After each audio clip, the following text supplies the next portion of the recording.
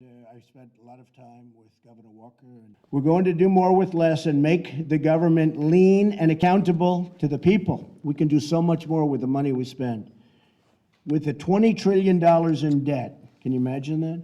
The government must learn to tighten its belt, something families all across the country have had to learn to do, unfortunately, but they've had to learn to do it, and they've done it well.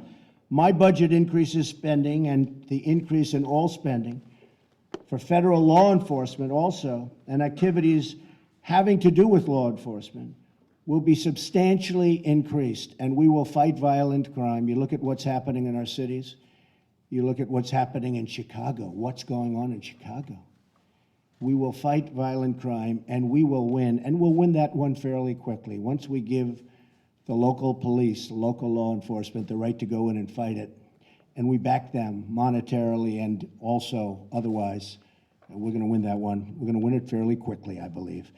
My budget also puts America first by keeping tax dollars in America to help veterans and first responders. So important.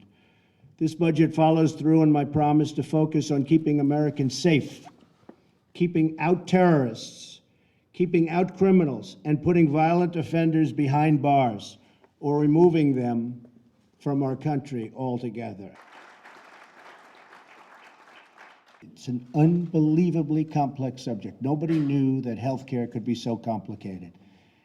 And statutorily and for budget purposes, as you know, we have to do healthcare before we do the tax cut.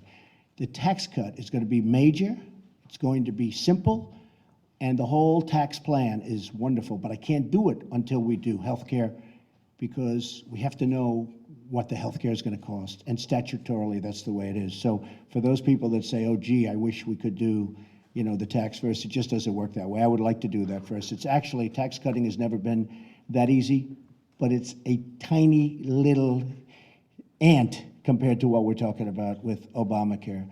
They spent a lot of time with me. Governor Christie, who's here someplace. Obamacare has failed. I say to the Republicans, if you really want to do politically something good, don't do anything. Sit back for a period of 2 years, because 17 is going to be a disaster for Obamacare if we don't do something. Let it be a disaster, because we can blame that on the Dems that are in our room, and we can blame that on the Democrats and President Obama. Let it implode, and then let it implode in 18 even worse. Don't do anything. And they will come begging for us to do something. But that's not the fair thing to do for the people. Not the fair thing. Politically, I think it would be a great solution. Betsy feels so strongly, and she's had such support from so many.